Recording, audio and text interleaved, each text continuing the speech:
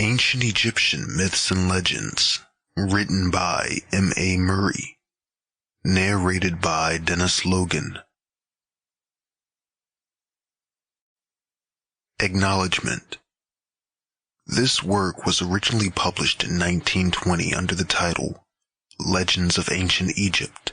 This new edition has been revised and modernized for readers of the present generation.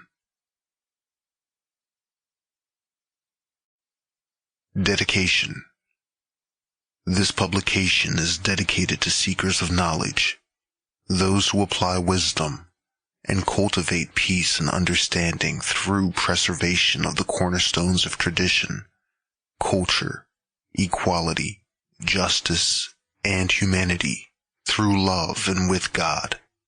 To my children, may these stories find you in time. Preface.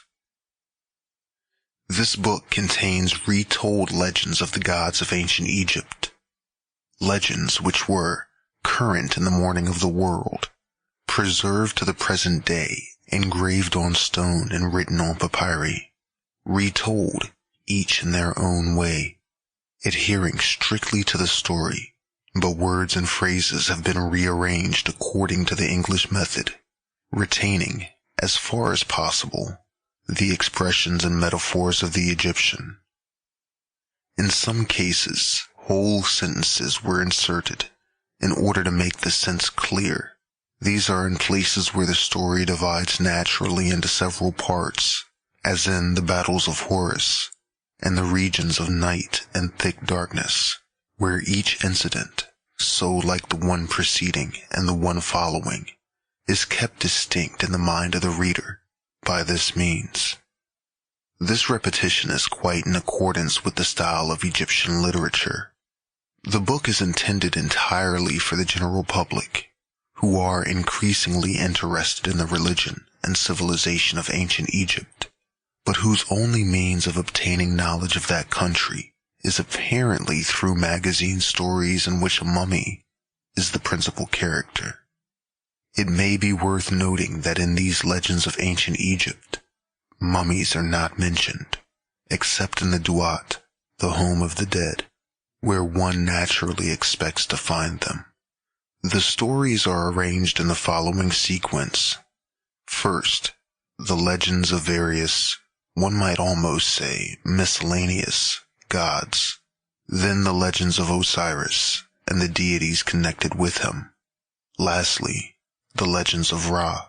At the very end is a short index of all the gods mentioned.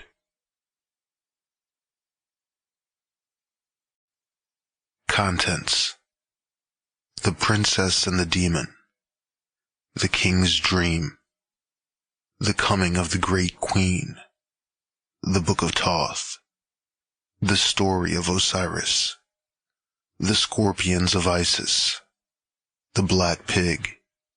The Battles of Horus, the Bier of Heliopolis, the Name of Ra, the Regions of Night and Thick Darkness, Index of Names of Gods.